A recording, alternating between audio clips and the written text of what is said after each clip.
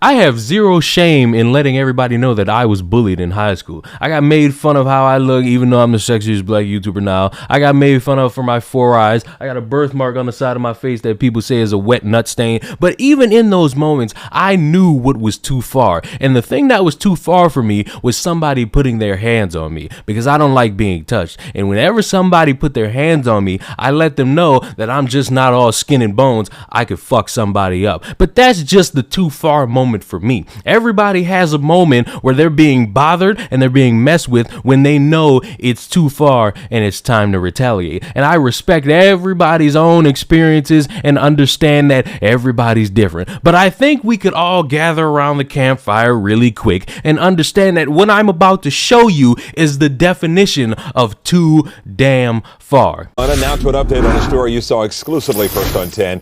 A teenager arrested for a dangerous threat that she never made. And now police say that the real person behind it all has been caught. Local 10's Rush Lowe, he broke this story and is live now in Pembroke Pines with the shocking twist today. Rush. Boy, you don't hear about a development like this every day. As you mentioned, after we broke this story yesterday, Pembroke Pines police holding a news conference today saying that if the mom of the original girl who was arrested, who had her charges dropped, would have cooperated, those charges would have been dropped sooner.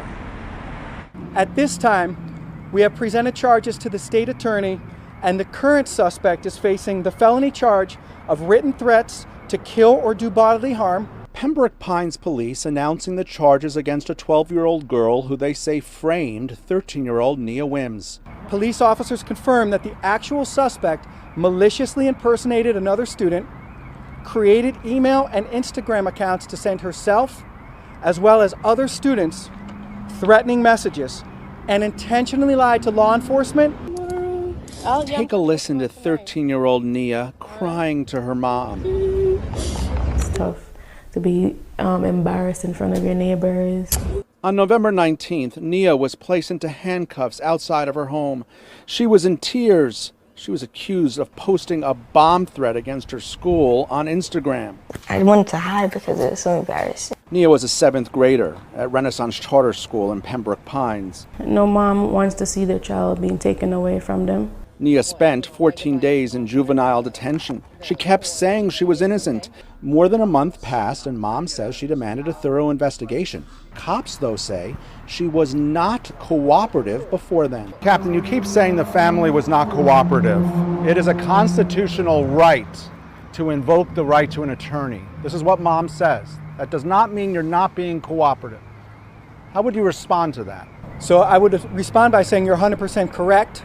It is someone's constitutional right to not cooperate with law enforcement. Based upon one's ability to either remain silent or not to cooperate with law enforcement, we didn't have the opportunity to examine digital devices. I don't find this funny. I didn't think it was entertaining. I didn't think it was something I would do. I didn't think this was something that somebody could do to me and I could laugh at. I sat there and thought, play stupid games, win stupid prizes. And the consequence of the dumbass trying to frame somebody else with a bomb threat and getting arrested is the stupid prize that is expected when you play a stupid game. And I wish more parents would teach their kids that lesson. They teach them all this pointless stuff about, oh, make sure you pick up that food off the ground and don't do anything with those 5 seconds of rules. Oh, make sure you wash your hands after taking a shit, but you don't teach them how to interact with humans.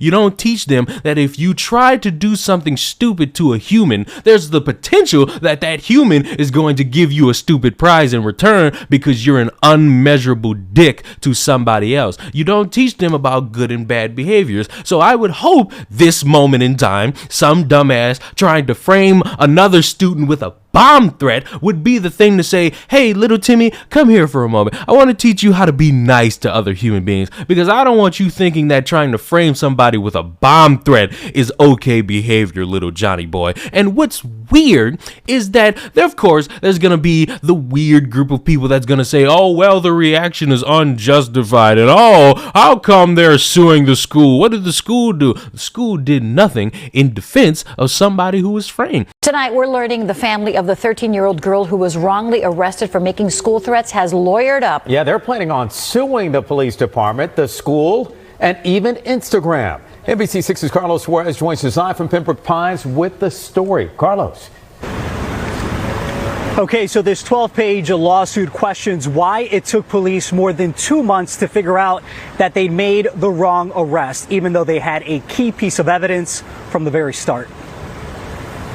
The family of 13-year-old Nia Wims said the effects of being falsely accused of a crime are immense, and that when the system gets it wrong, no one wins. I feel distance, like I really don't want to talk to anybody. Nia was arrested in November for threatening to blow up her school. Authorities said they saw the messages on Instagram, but later determined they'd been sent by someone else at the school, someone who'd been bullying Nia for some time.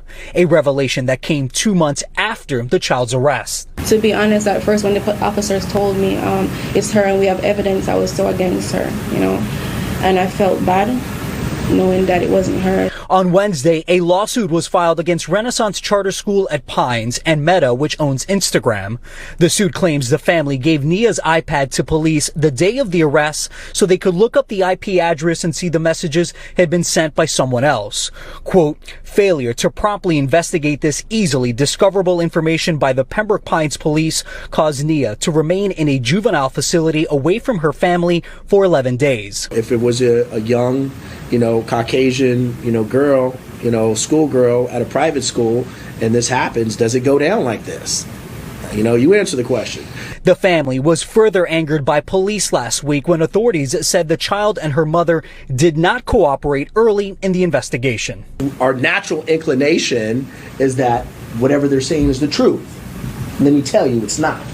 The police did nothing for somebody who was framed. And yes, they did not comply, or the mother didn't comply at first. But honestly, what reaction could you have to finding out, hey, your kid just got set up with a bomb threat. We need you to come down here and come sort this out. Of course she's going to be mad. Of course she's going to be frustrated. She should still cooperate with the police. But even in that first reaction, I could understand being so pissed off. You just trying to figure out what happened. And when you sitting there being told, hey, cooperate, it might be something in your mind where you think you might be the guilty party. That's all fine. That's human reaction. Still do your due diligence to get your daughter out of that, because holy hell, she don't belong in there. I'm not interested in hearing about how you were bullied as a kid and it built mental toughness in you and I'm stronger now. That's great for you. I'm happy for you. I'm honestly happy for you, because overcoming a lot of things mentally is a good thing. But some people don't have that fortune. Some people don't get that opportunity. Some people gotta live with being fucked with and they don't have no way to cope. And to sit there and get labeled with a bomb threat, even though you knew you didn't do that,